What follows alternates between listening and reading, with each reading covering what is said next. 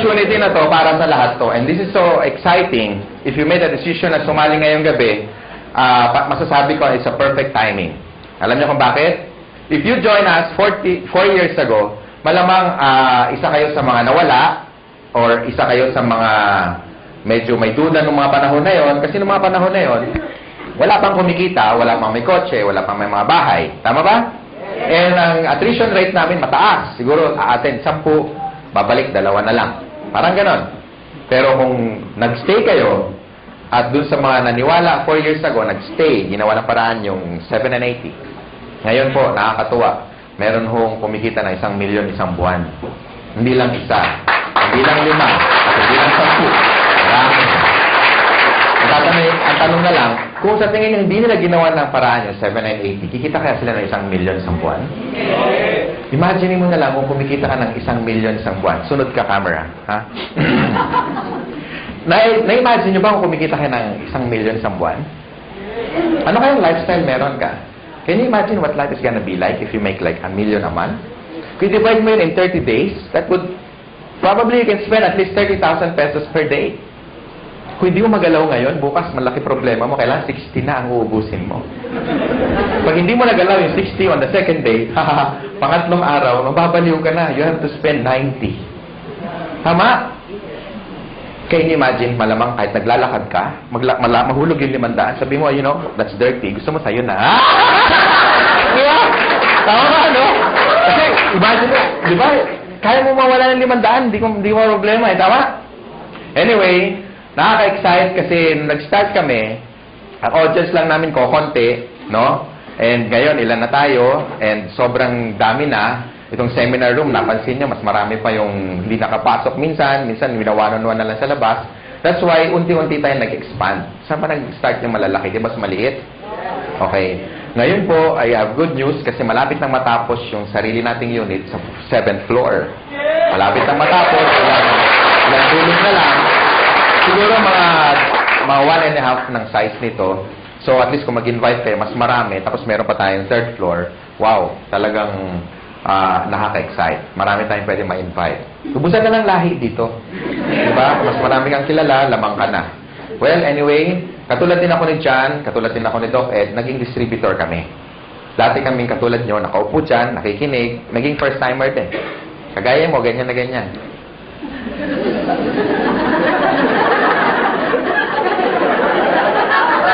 Parang iniintay, kailan matapos. Okay? And, dati po, isa po akong empleyado. I work in one of the biggest communications company. Ayoko nang banggitin kasi past na yun. Pero PLDT yun. Siyempre, hindi ko kinahiya. And I work there as a programmer. So, parang si George, isa sang engineer, no? And na-invite ako, katulad nyo, naging first-timer. Ang difference lang, nung time ko, 17 years ago, was, mas marami kami, 6 kami. Yung 4, kinain lang yung mamon, siniksip yung sesto, naihi, kunyari, ayun, umalis, tumakas, hindi na bumalik eh. Okay? Ako natira, tsaka tatay ko. Tatay ko kasi nag-invite. Nakakatuwa, tatay ko, di ba? Sabi niya, anak, alam mo, ang ganda dito, grabe. Palakpak siya ng palakpak. Ako, nakita ko siya mapalakpak. Eh, syempre, dadalawa na lang kami. Palakpak na rin ako, di ba? Hirap na eh. So, hindi ko alam kung ano nakita niya, because on the first day, pag-uwi niya galing sa seminar, 17 years ago, kakaiba, mas maganda nga ngayon, at least marami. Kukwento ko lang, para at least naging kagaya nyo rin ako eh. And nung time na yon, kasama ko yung brother ko, na-excite kami, hindi kami na-excite, kasi tuwing umaga na lang, tuwing magbe-breakfast kami, sabay-sabay, sabi niya, alam mo anak, grabe. The following day, gano'n na naman, tuwing mag-almusal kami, alam niya, anak, grabe. Halos 1 taon pa na gano'n. Alam mo anak, grabe. Hindi ko alam kung may sumisipot ba o wala kasi parehong grabe yung sagot niya. Kasi parang walang nangyayari. So, pag-uwi namin, after attending the seminar, ako rin, 2 na kami. Alam mo tayo, grabe nga. Di ba totoo? Kaya pag-uwi niyo mamayang gabi, malama, expression niyo, grabe. Tama? Mahulog kayo sa jeep, pagbayad kayo, mama, bayad o, grabe. Bahala na, kung saan kayo galing, bahala na siya mag-isip. Di ba? Mama, sikli ko, grabe. Mama, di ba?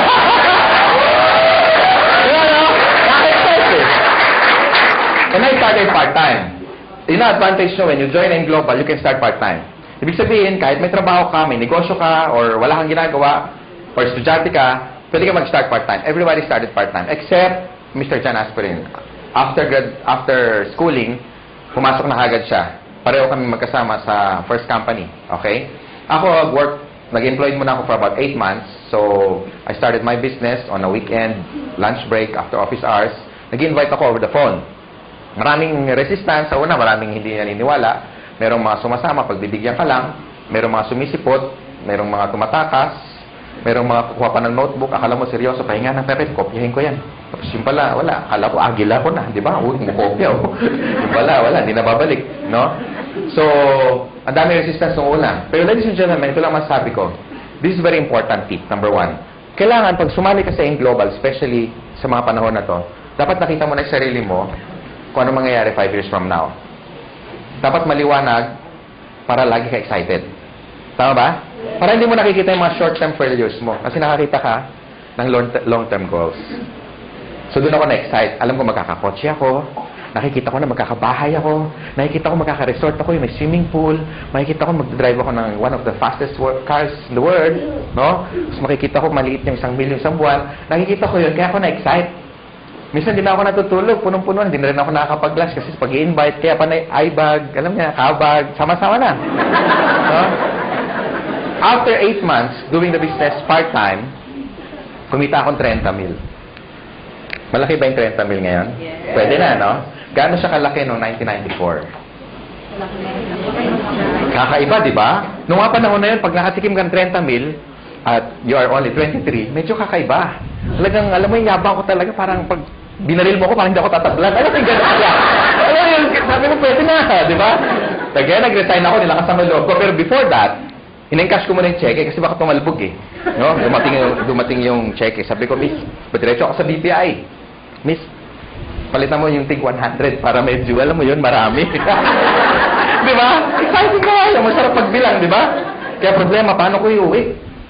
Oo, kaya meron dito, meron dyan, madami sa medyas, pinakamarami sa ilalim ng brief, naka-roll pa ng, may goma pa eh. Nilagay ko doon. Maglakad ako, nakabuka. Pero okay lang, at least, di ba? Hindi ko ma-hold up. At least safe. So pagdating sa bahay, it was my first time to make that kind of amount of money. So I was so happy, I was so excited. Lahat ng utang namin, lahat bayad, no? Naalala ko anong gabi na yun habang binibilang ko. Pag na-experience nyo, tingnan nyo ha. Pag una nyong maraming pera, ang sarap bilangin pa ulit-ulit. 28, 29, 30. Ulitin nga natin, parang kulang.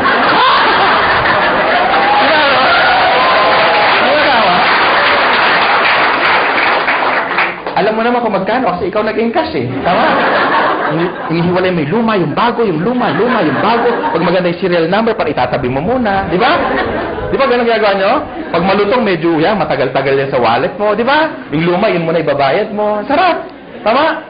And ladies and gentlemen, hindi na bumalik yung income ko doon. Sineryoso ko siya. Sabi kasi na-apply ko, seryosohin mo to para kikita ka na seryosong pera. Tama ba? Kasi sineryoso ko, kinaril ko na. Nag-change na ako ng course. I went full-time. Sabi ko sa boss ko, boss, meeting tayo. Ano meron? You're fired.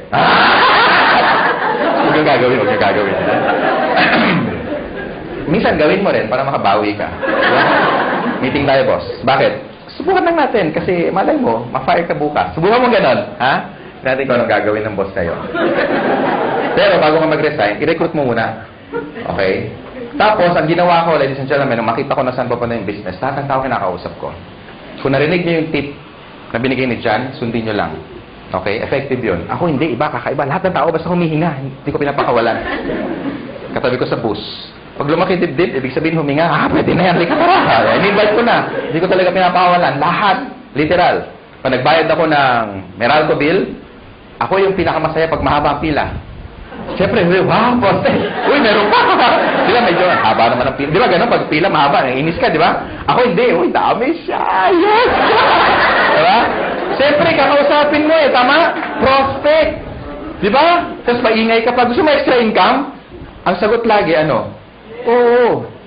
Wala pa nagsagot na, ayoko nga kadiri ka. Walang ganun eh. Di ba? Ano yan? Yung next question, ano yan? Okay. Next question is, invite mo na sa seminar. Ang tanong, may mawawala ba sa akin? Di ba wala? Pag sumali, nadagdagan pa ako. Tama? So, sa mga first time mo, yun ang tip. Just keep on, sharing the opportunity. Pag sumali, okay lang. Pag hindi, it's not your loss anyway. At least, you shared something that is good. Pag nagustuhan niya, pagtulungan niya. Pag hindi, huwag niyo siyang pilitin. Ganun lang naman eh. Tama ba? And then, my business grew. naging momentum na, hindi ko na mapigilan. In fact, nung kami ni Chan, after 1997, 98 yun eh. Basta ang laki ng organization. Halos na puno namin yung Araneta Coliseum. Ganun kalaki. Salamat sa mga palakpak nyo. And for 17 years, ko nang ginagawa yung negosyo, no? Doon lang sa unang company, 100 million na mahigit eh, ang dinala sa akin. So, palagay ko, yung desisyon na ginawa ko, na gagawin nyo rin, dalawa lang kasi yan eh. Pwedeng totoo, pwedeng hindi. Ang tanong, what if totoo? At mangyari sa inyo yung mangyari sa amin. And ladies and gentlemen, AIM Global right now is #1 in the country. Palakpakan nyo naman. Hindi lang. Kasi mga may-ari, dating mga distributor, dating mga kagaya nyo, naupo din dyan, may na-invite na marami, na-indyan din, no? So, ibig sabihin, alam namin kung ano yung ginagawa namin. That's why for the past 4 years, no? Sabi nga ni Mr. Chan kanina, no? For the past 4 years na tinatrabaho namin o ginagawa namin tong company, no? Ang dami na namin kahit paano natulungan na nabago ang buhay. And if these people are happy, well, we're more than happy.